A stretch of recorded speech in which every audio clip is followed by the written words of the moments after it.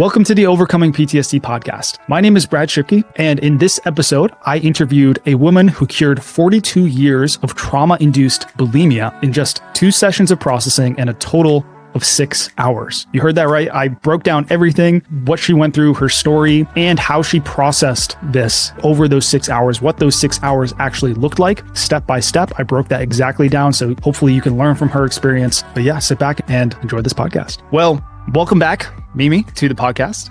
It's great to see you back here, and we have an interesting topic today. Great to be here. One that we were talking about earlier about you've never talked about this before. But eating disorders, which I don't know anything. I don't know much about it with you either, but it's interesting that this is coming up now because I actually talked to 5 other people inside the program recently that brought up eating disorders. So I think it's coming at a really good time, as you kind of said too. But yeah, let's jump on and let me know, like, what is your background or your history with eating disorders? Just bring me back to like the beginning, what that looked like and how it kind of progressed over your life. Okay. It started in 1979. So I was in my teens, and I wasn't aware that it was an eating disorder back then. Okay. But I started to have the symptoms retrospectively. I can see that, and now I know what triggered that. But back then I didn't, and I started to have eating typical bulimia symptoms, and it lasted all my life until I got into BTU and started to process what was the triggering event. Then it stopped, and I did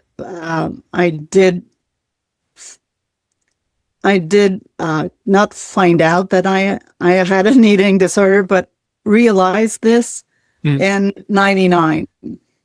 So it had been 20 years. 20 years, yeah. Yeah. And it was there.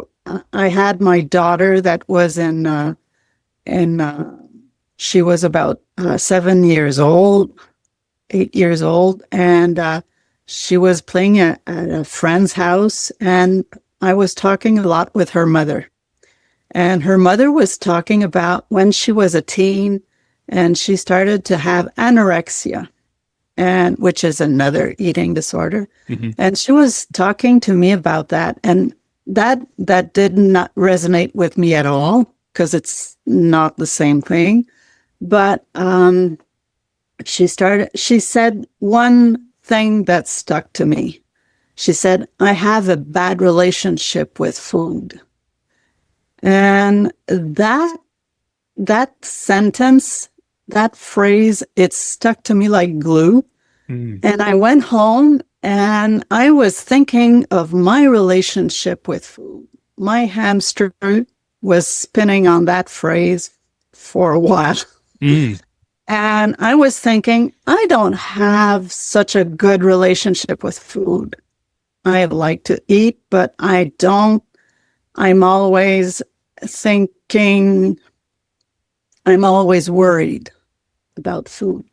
Okay. So I'm always like, I had all sorts of mechanisms to control my weight. And so I started to analyze what I was doing, and that's how I kind of figured out that I had a problem. Mm-hmm. At that point, I didn't identify exactly what, but it had been 20 years at that point. Yeah. It was a few years later that I understood that it was bulimia, and I bought books because I went to the doctors and I asked him for help, and I said, I have a problem. I have bulimia. I need help. And he answered to me, I can't help you. Over here, we don't have the resources for that. So I said, okay. So I went to to a library and I bought books, and they were always blaming the dads, Okay. and I thought, okay, that's a thing, blaming the dads, and yes, my dad was in the triggering event, but that's not a solution. That I went into problem solving mode, which is in my character. So I thought, okay, put the books aside. They're not useful. Yes, they identified to me that they confirmed to me that I had bulimia, but they were not helping. So I thought of a way to manage the symptoms. I thought, okay, I need a way to stop my bad behaviors, and I thought the safest way is to find a way to regulate my meals so that I'm not worried about food and weight gain. So I was always eating the same thing. In the mornings, I was always eating the same breakfast. Okay. Lunch, and at supper time, always the same thing. Salads with proteins and olive oil. So I was always eating the same thing. I did that for 20 years, and it worked. It was managed for 20 years. So I was successful at that. And then was a major event, which was the event that made me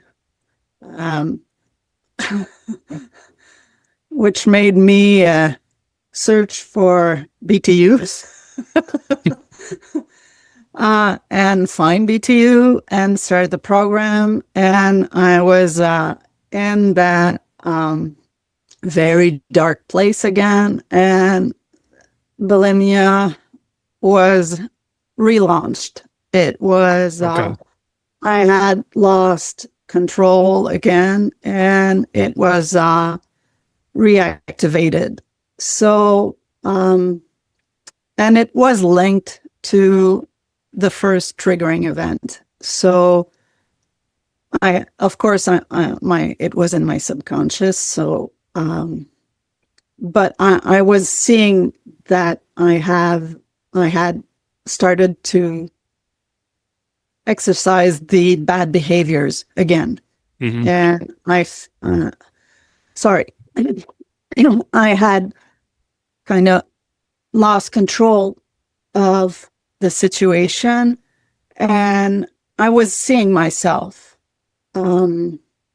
going back into it and trying to regulate my meals, but not working because I was integrating the bad behaviors through it.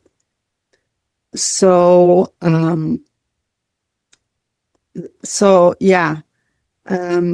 I started BTU, I started to analyze a lot of my traumas, my CPTSD, and this brought on the analysis of what was the triggering event of the bulimia, which I had never analyzed before and never comprehended.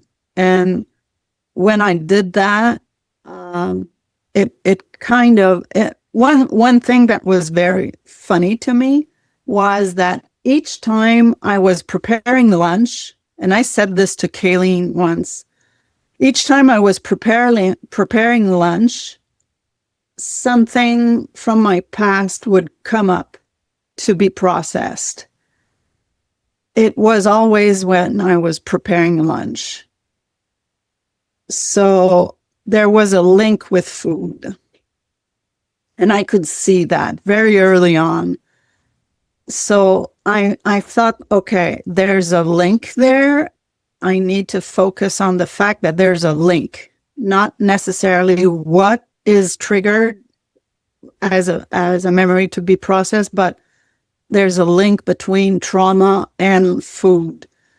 And because it was all over the place, it was all over and any kind of trauma that I had gone through. Mm-hmm. So I thought, okay, food is like a reaction to trauma, and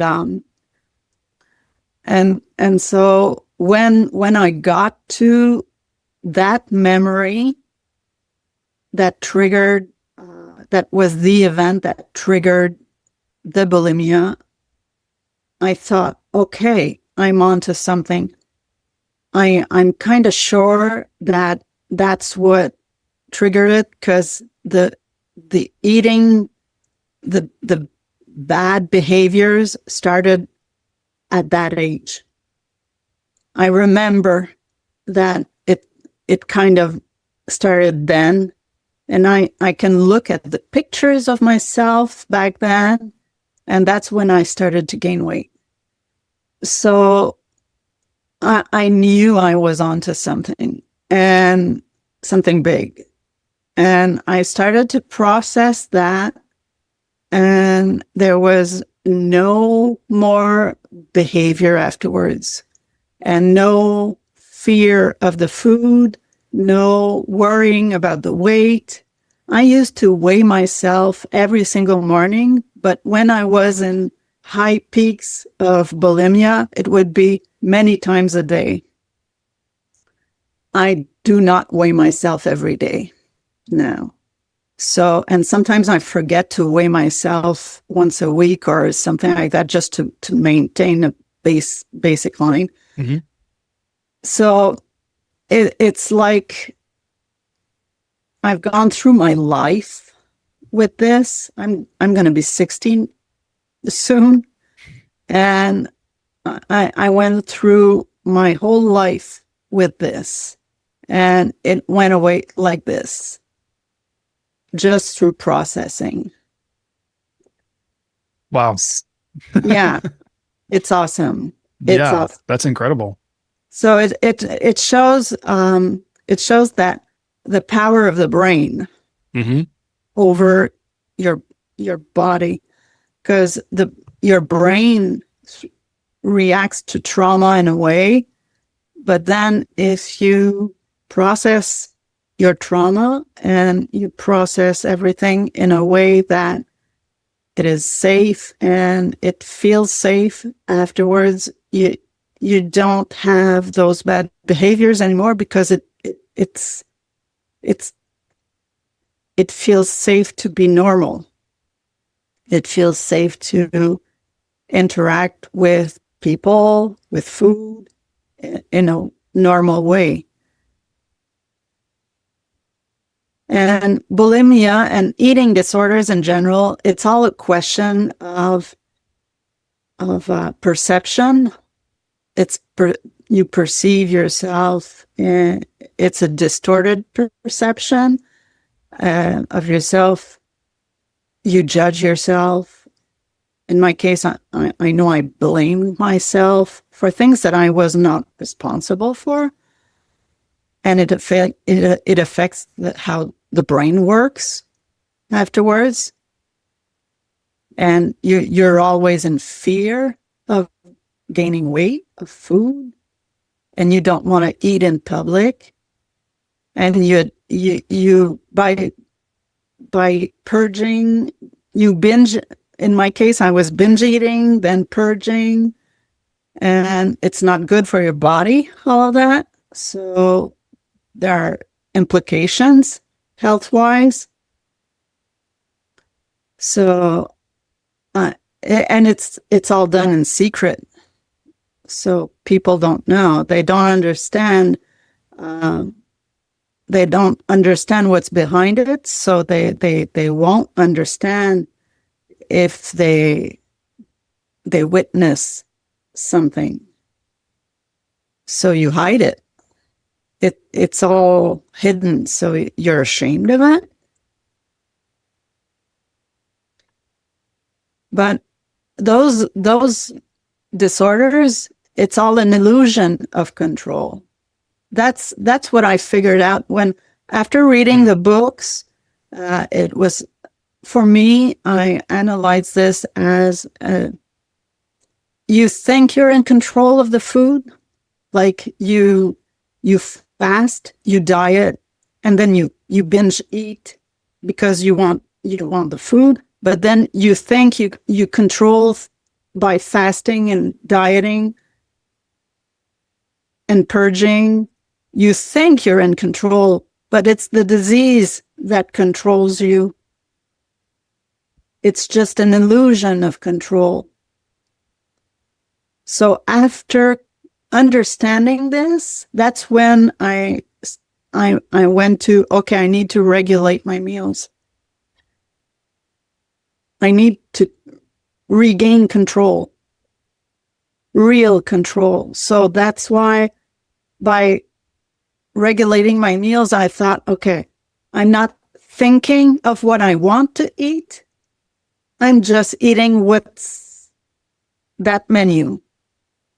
It is set, and I'm not moving from it.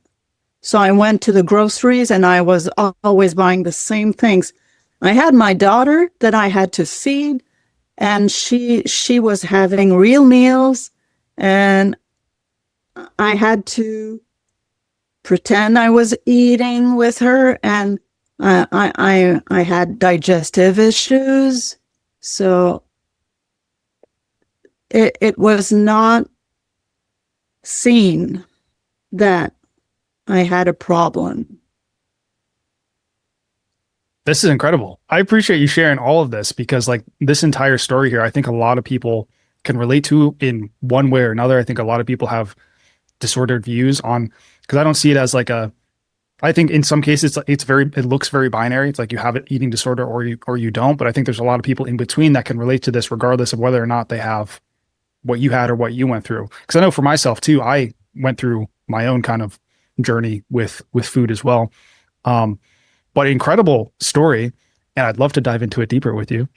Yes, no. I've made quite a few notes and quite a few questions that I want to probe on. But I think it's amazing that I think one of the biggest things is that, where I'll start. It's like back in 1979 is when it started.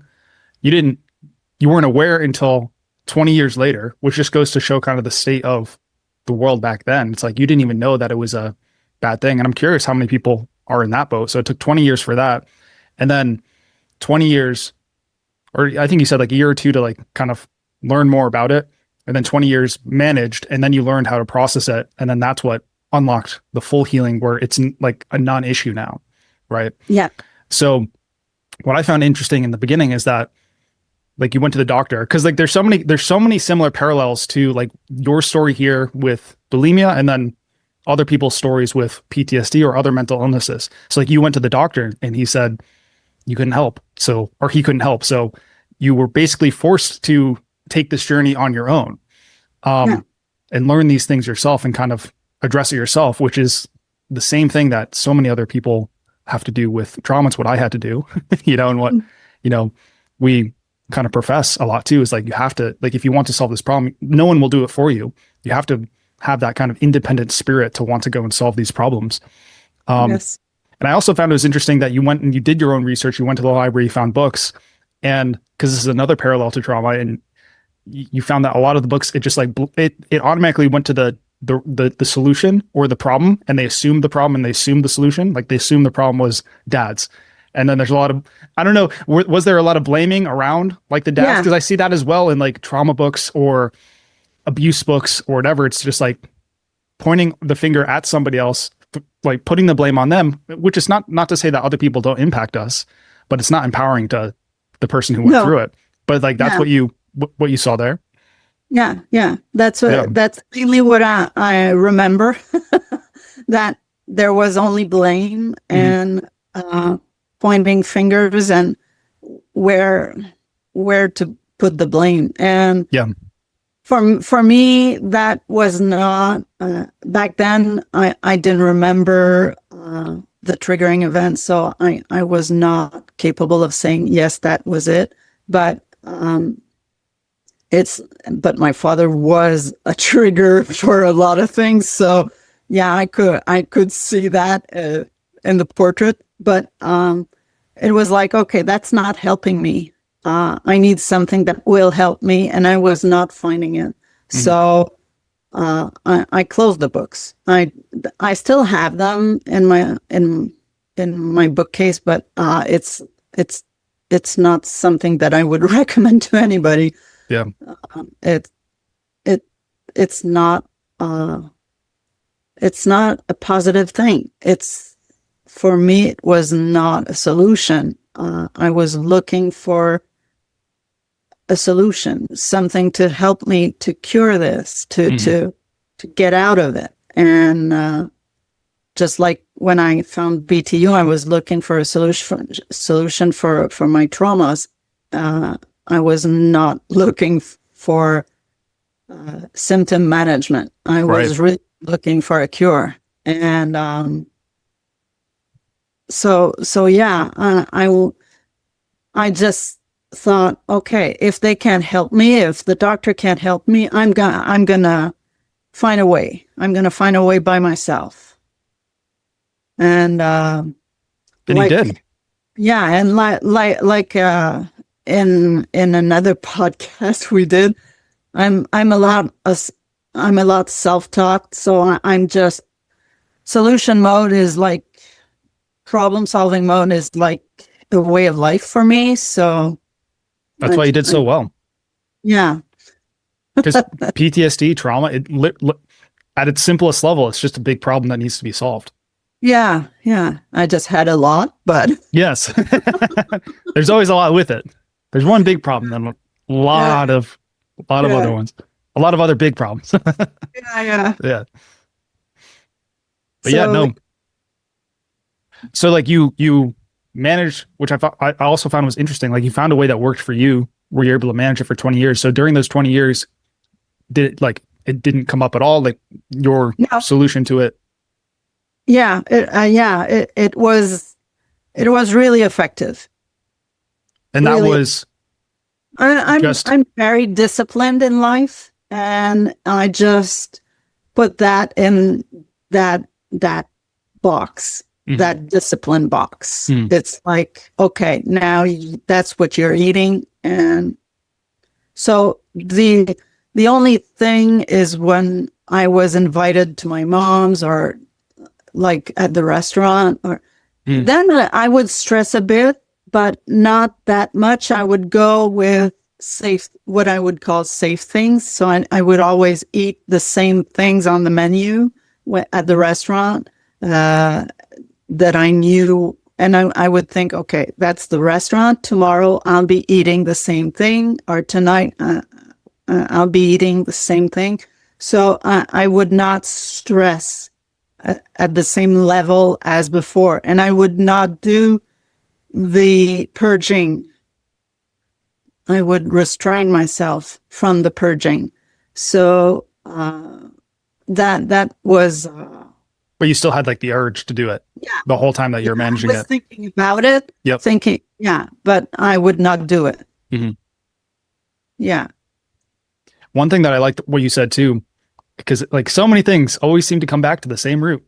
You said food is a reaction to trauma, but like the way that we act around food is a reaction to trauma. And I think this problem, just like so many other trauma related problems, people focus and hyper focus on like the symptoms instead of like, well, what's the cause underneath it that's causing these symptoms?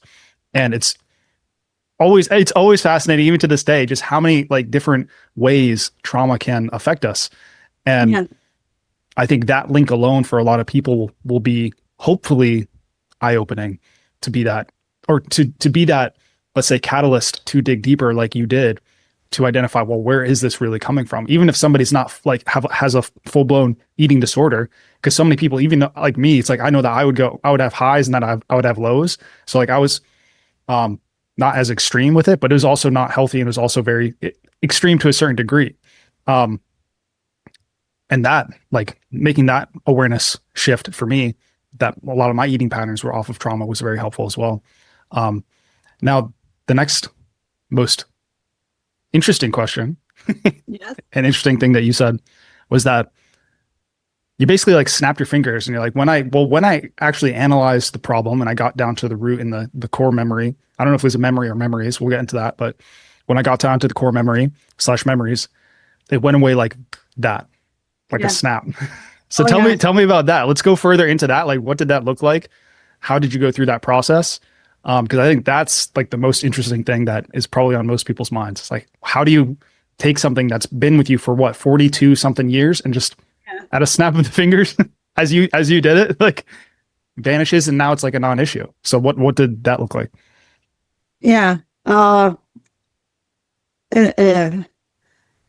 didn't really realize it until I was preparing a meal and eating it. And because I did the processing and it was another trauma that I processed that brought on that memory that was quite close time-wise on the timeline. And that brought me to that one. And I just started to think about that, which is, for somebody else, it would not be a trauma, but for me it was. Yeah. And I started to think about that and started to, I have a tendency of reliving memories with whether they're traumatic or not, with the same emotion. And I can smell what and feel the heat of the sun or whatever. And it brought me there, and I realized that there was a very big impact in that moment on my body and on my soul. And so I decided to dig deeper and go really into it and started to write and realized that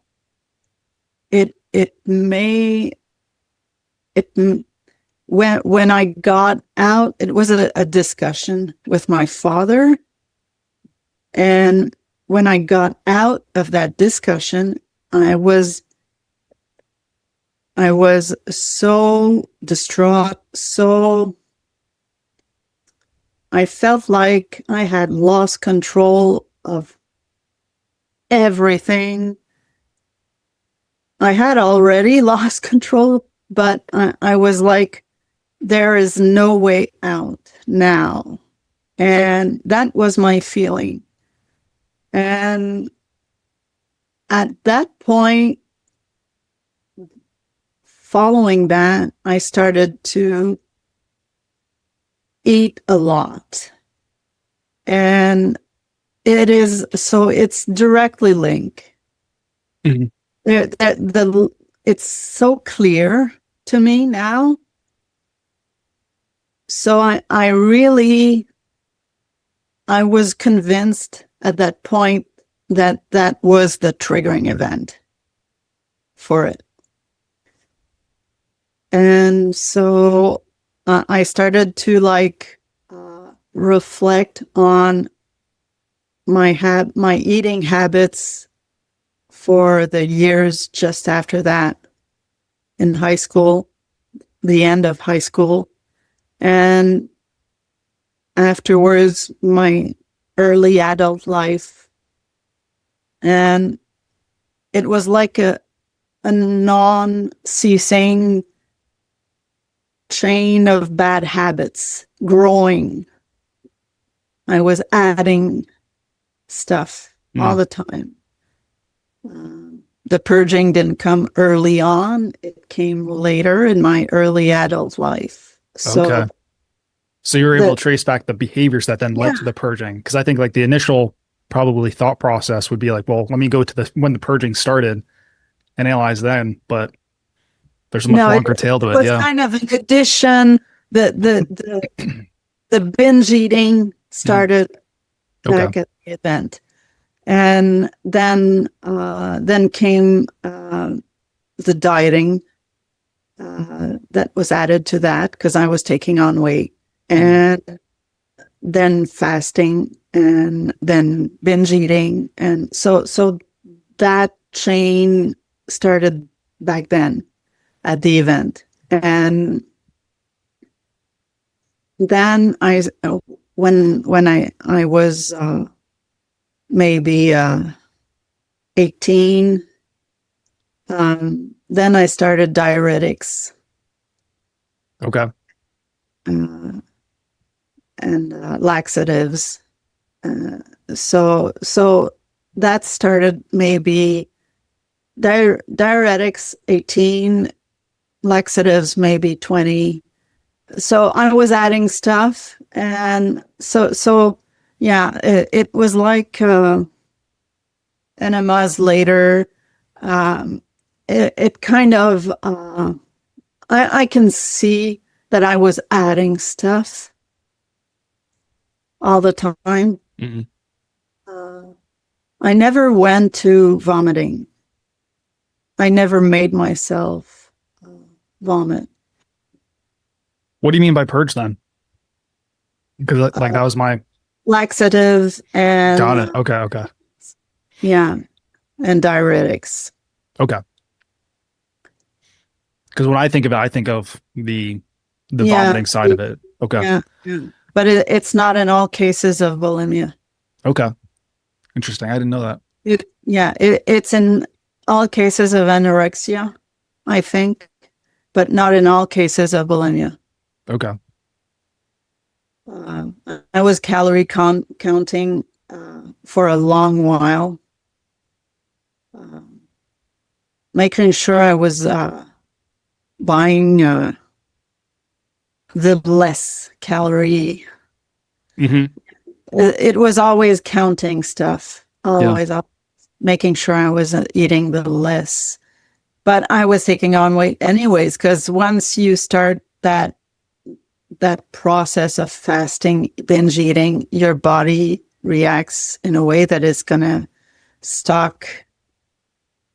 As a biologist now, I understand this, but back then I didn't understand it. I didn't even understand my own behavior. So, but yeah. What I found was interesting too is that you didn't go into the what got you into whatever working with us and going through the program stuff was some other trauma, and then you started processing that thing, but then a link. Like there was a memory link from what you were processing to this, and then that opened the door to learning about the root of the eating disorder, which is interesting. Yeah. And that's a common pattern as well, is that a lot of times like the belief is that I need to understand everything before going in, or I need to basically like I need to solve the problem before I start processing. But so much discovery happens when you just start digging deeper, asking why, start analyzing, as you said, where is this really coming from? What is the root? What's the earliest memory of this specific trauma? And then allowing yourself to then explore memories that are connected to it or related to it, because your mind will start feeding you other connected memories that may or may not be directly correlated or connected to the core trauma that you're dealing with. But your mind will start, as you start diving deeper, your mind will start feeding you different memories that have affected you. And what you did beautifully, and what I always encourage people, is like allow your mind to explore those memories and those events that your mind is feeding you, because your mind's giving you that for a reason. And you did that. And another thing I thought that you said was interesting is that the core memory, you said, maybe paraphrased, maybe exact quote, we'll see if I'm good. You said for someone else, it might not be a trauma, but for me, it was. So like that is a huge statement, just in regards how somebody should approach processing and analyzing their past, is like, we're not judging what like the contents or like what we went through. The only thing that matters is if it's affecting us in a negative way. And you were wise enough to allow that to come forward, even though I don't know. I had judgments with myself. I can speak for myself. When I was going through processing certain things, like certain memories seemed insignificant. And I had like this initial reaction to be like, well, that's not that bad. Like I shouldn't complain about this, you know, like, or something in some way to invalidate it or push it away or suppress it. But you allowed that to come forward, which then allowed you to take it seriously, because the truth is like, it was causing all these things. So you allowed that to come forward and heal it, which I thought that was extremely smart, wise, however you want to put it. Thank you. Yeah. One other question is, just for my curiosity. Yes. Once you started the processing, so like, obviously it was a journey to first become aware of this, 2, managing it for a long time, and then 3, actually learning the right process to heal trauma at the root. But once you learn the process to heal, how long did it take to solve this problem at the root, like to fully process it? It was quick. It was quick, because I had done processing of other traumas that was almost related to it. So it was like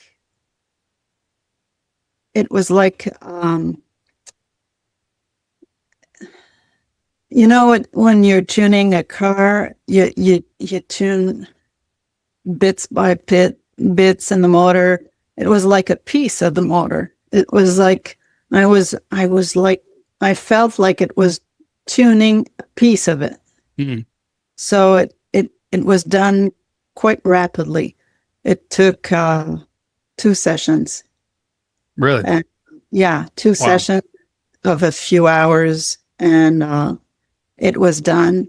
And when like I said, I was eating a meal, and I noticed that I was not thinking about the food that I was eating, which was awesome. And it was the first time, because each time I was eating, I was thinking of the food, unless it was like, and that was the main goal of regulating my meals. It was not to think about it. So it was like programmed. So that's what I'm eating. That's the portion I'm eating. And it's always a thing. For 20 years. And it was working for 20 years. Yeah. But I had gone off the wagon. So I was back to thinking about it. And when I had processed the thing, then I was not thinking about it anymore again. But I was fixing the same meal again. So that I was not really sure if was it because I'm regulating my meals, or is it healed? The real test was going at my mom's, because I was going over there for the weekend or an overnight stay, and they're always fixing such good food. And I was always stressing when eating, because I would love the food and I was eating, but I was stressing about what's in my plate all the time. And that weekend, I did not stress about it. And I thought, that is so awesome. And I was like patting myself in the back, saying, good job.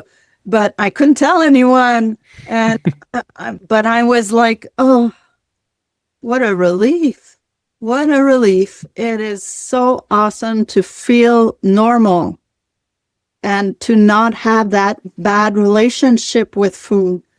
It felt so great. I bet. Yeah. And that's one of the weird things that happens when you actually process something at the root. Like, you think that there will have to also be a lot of behavioral changes or habitual changes that have to be made in order to like fully lock it in. And in some cases that's true. But a lot of times, like, you solve it and then you just show up in whatever situation that was triggering before, and you're just like, it's just not there. Yeah. It's a non-issue. Yeah. I could just live normally. It's not even registering in my mind at all. And it's such a beautiful feeling. And it's really cool that you were able to experience that after 2 sessions in a few hours, which leads to the next obvious question that's probably on everybody's mind. What did those 2 sessions look like? What were those magical 2 sessions? Yeah, a lot of journaling. A lot. I've worked a lot with journaling. That's and the movie. But yeah, journaling is my thing to process, to help me process, analyze, and process. Of course, a lot of emotions. Kleenex is required. But yeah, journaling, analyzing, and when I journal for processing, I start to write with no set intention except that I want to process, and I'm gonna let I'm gonna let things flow. So I start to write with the kind of the description of the start of the event, and the emotions that I feel at that moment. And I start to describe what's happening and the emotions and of both parties and the intention I had. And I was trying to be an adult at 14, to be heard, to have a say, and to make my point, to have my point seen and make my point across. And I was calm. I was doing everything right. And I was really proud of myself. And that's mainly what I wrote. And it didn't go well. It did not go well. He was a very explosive man. He didn't get physical, but he was very intimidating and very explosive. And he shut me down, and real bad. And so I put down on paper how I felt and how he completely took control of the rest of my adolescent life, and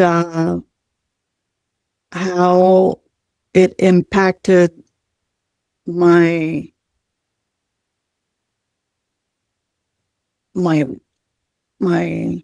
perception of myself, my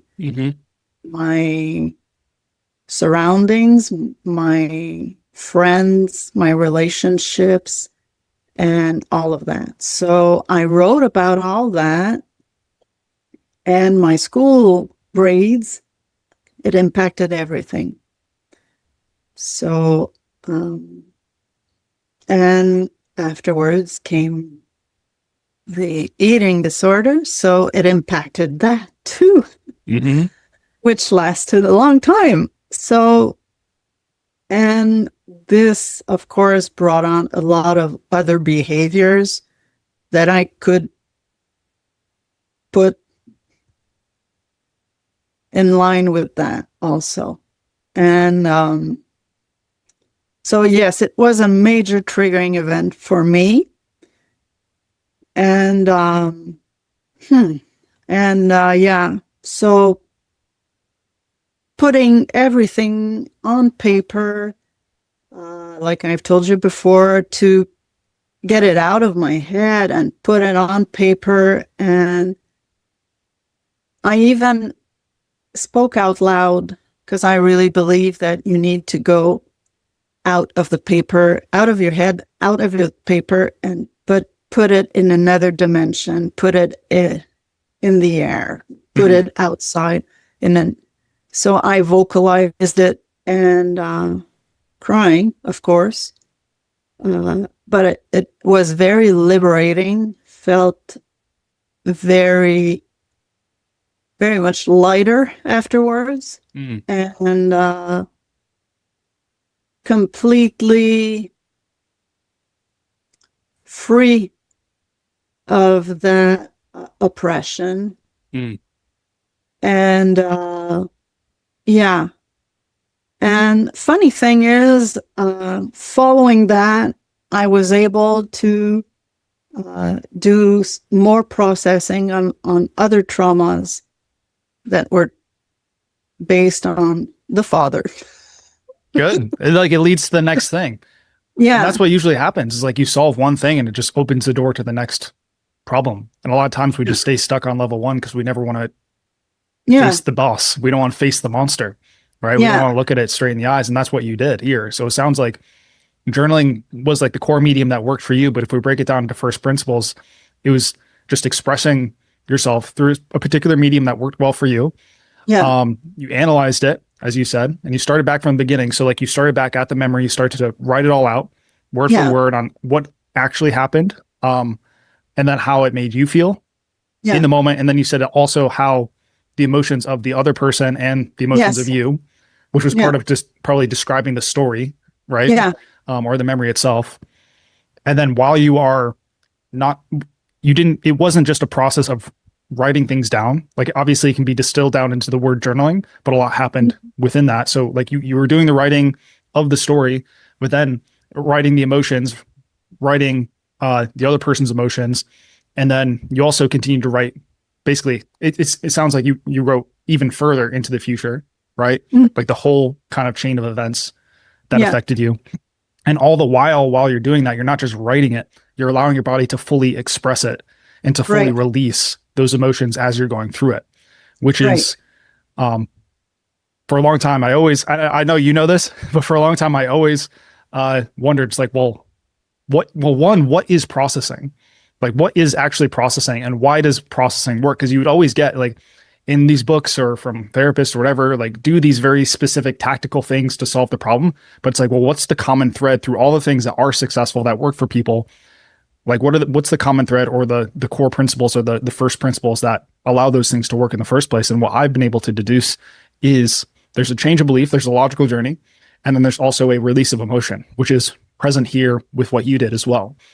So like you were able to go through, and it wasn't actually just writing the story. You actually also wrote about, because you brought this up a few times, the perception probably of the event and probably of the perception of yourself because of the event. And that is like the change of belief. So it's like you probably had a shift in the way that you perceived that event itself and the way that you perceive, yourself, because you said that explicitly. I'm curious, next question. I just want to say before, or if you have anything, of course. Yeah. For me, when I process an event where there's more than one person, when there's more than me, I always check in on what the other person's emotions are based on my perception of their emotions. But I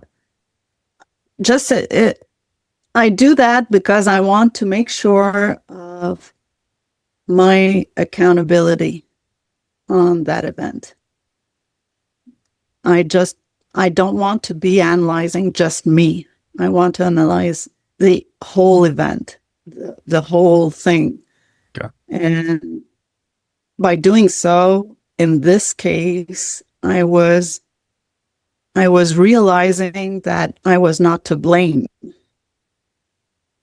because I was blaming. I realized I was blaming myself for confronting him, even if I was calm and really in presenting my case. I called it presenting my case. Even then, at 14. I was calling it, when I went to meet with him, he was a businessman, and I was trying to do that at 14, trying to present my case, and it backfired, and so I was blaming myself. I thought I didn't do it right or whatever, and it really backfired. But I can see now that I'm not to blame. Yeah. He was just stuck on his idea of how he wanted me to be raised, and I was not going to. Anyways, it was. So for me, it's very important to check every person in the event, where they're at that moment, so I know where my position is, and do I have accountability? If yes, then I'm going to take it, because I'm not the one that's going to fear accountability at all. But I don't want to take what belongs to others. Right. Like a proper attribution of responsibility is a huge healing force, would be a way that I put it. Like, because we so often misattribute things on one way or another. Either we're putting all the blame on somebody else, or we're putting all the blame on ourselves. That's typically how it goes. And it's always somewhere in between, always. And it's in that correction where you discover the truth and healing, and where you have power to actually change things. But it sounds like the core belief, or there might have been more, that was going to be my next question, but it sounds like the core belief was mainly about blame and blaming yourself. And that was like the core self-perception that changed. Right. Yeah. And obviously that was like a logical realization, but also I imagine like you had to feel into that as well. Right. Right. Right. Yeah. I really had to do the work to see that I was not to blame. Did you have any other, let's say, disordered beliefs about food, yourself, weight that you had to like actively challenge? Or was it that once you made this core belief shift, that all the other ones kind of just fell into place? They dropped. They automatically dropped. So it's like you went back to the root memory, identified the core belief that went with that memory. And when you resolve those two things, all the other secondary disordered beliefs, actions, behaviors, thought processes, just knocked down like dominoes. Yeah. Because another beautiful thing when you go to the root of things. That's because yes, I have imperfections on my body, but I'm really okay with them, and I that's life, and and I'm getting younger like everybody else, so. That's what I say, because I know my brain is always listening in on my small talk. So yeah, no, it's the best way to think about it, honestly. Like I was somewhere this weekend, and there were like, just a bunch of people in their 30s, mid 30s, whatever. And one of the guys was like, yeah, I'm getting older. It's like, how long it takes to, or he was talking about like walking and how he couldn't go on this long walk. He's like, I might get a blister. And at this age, how long it takes for a blister to heal? I'm like, bro, you're in your 30s. Where are you going to be when you're in your 40s, 50s, 60s, 70s? It's like, there's some people like who are still kicking ass in their 60s, 70s, 80s. It's like, what are you doing? It's like, that's the only way to be. But that's a tangent. But that's interesting about like, because you see that. And again, it's not with everything. It's not like a rule that applies to every single trauma. But it happens a lot where when you truly identify the root and you truly identify that core belief and you truly shift those, that all the other secondary beliefs, all the other symptoms, all the other little things that you think are important just fall into place because you dealt with the thing that's causing all of those symptoms. I think of it as like a a tree, like a tree diagram, like if you have the thing at the top, then all of these other symptoms and all these other thoughts and all these other beliefs, if you trace them all back up, it's to this one core. Sometimes there's more than one core. Like I said, it's not always this simple, but that one core belief. And if you knock the core, if you get right to the root, it solves all the other problems with no effort, because everything's stemming from this one thing. And where a lot of people get lost and where a lot of people spend a lot of time healing is that they don't take the proper amount of time or effort to identify the root. So they keep trying to solve these top level issues or even these mid-level issues. And it feels like there's all these different problems that need to be solved. But really, if you trace it back up, there's only one or a handful that will solve everything for you. It's like, it's a way to like think about things and solve things in a much more efficient manner. So that's interesting about the beliefs. Another question, because this happened like very quickly, which I'm surprised, because I was going to ask, like, looking back, was there? You're surprised. You're surprised with I'm me. like I'm always surprised, like with this stuff, because like this is like I never went through that, right? Yeah. Like I have my own problems and I have my own like stories of, oh, I solved this one thing and it resolved this, but I don't have this, or you went through other things that I didn't have.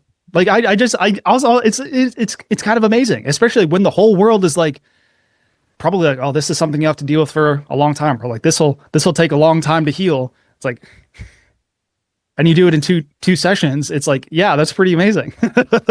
I think just objectively, like that's pretty damn cool. Yeah, but I think that the work that I did on other traumas before, they kind of probably prepared the terrain. Yes. You know? Well, yeah, there was a lot of preparation, which Yeah. I did have that thought as you were talking. I was like, even back just becoming aware of it all those years ago, 40 years ago, all that work and awareness and even reading about it, just like learning about the problem kind of set you up for these 2 days. So obviously it wasn't these 2 days.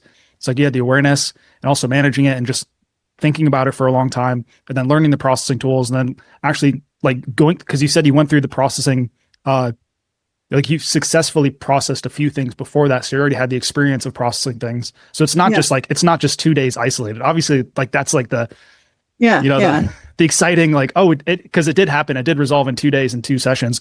Once you knew all these things, once you became aware of all these things, right? But it doesn't mean that it needs to take 40 years to accomplish those things either, right? No. But there was work that went into those 2 days that had to happen beforehand. Yeah. So what would you say to somebody else? Actually, let's start with this one. If you could go back to like your 14-year-old self, you right now, not 60 yet, under 60, as an under 60 woman, what would you say to her at 14? Oh, don't go in that room. Don't do it. Don't do it. You could either think the question of like, what would you tell like your younger self, or what would you tell somebody else who's going through it right now? Yeah, maybe that's an easier one. Yeah. Somebody, who's experiencing this or some other eating disorder, what would you tell them? Yeah. Well, when I hear about somebody that has an eating disorder, I always tell them it's an illusion of control. That's the first thing that comes out of my mouth. It's an illusion of control. You think like I said before, you think you're in control because you fast, you diet, and you purge, but then there's the binge eating. So, like in bulimia, but anorexia, it's the same question. It's an illusion of control again, and so it's the disease that controls you. You need to find what triggered the first pattern, the first runaround, the first time, the first symptoms. You need to find that and get on it and cure that. And hopefully it will stop instantly like me. If not, then get help. But I know there's help now. When I tried to get help, it was in 2000. And it was over here in Canada. And it was not available. I think now it is. But yeah, it get on it. And it's just an illusion of control. You do not have control. You have lost control. And it's basically somewhere you lost control and you think you have more control over your life with this.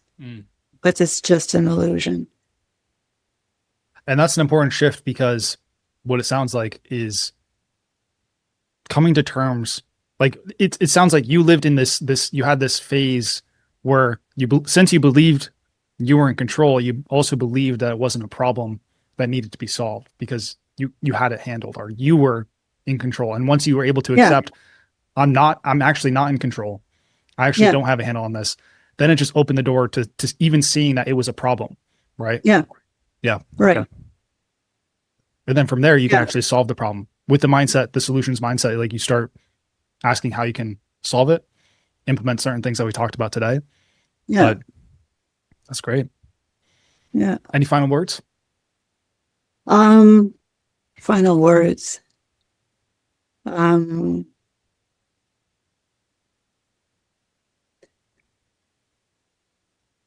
Analyze the relationship you have with food, and you'll understand if you have a problem. For me, that sentence that mother told me, I have a bad relationship with food, that was, I'm going to say, the trigger to the start button to my analysis of my situation. And it was 20 years after the start, after the first year.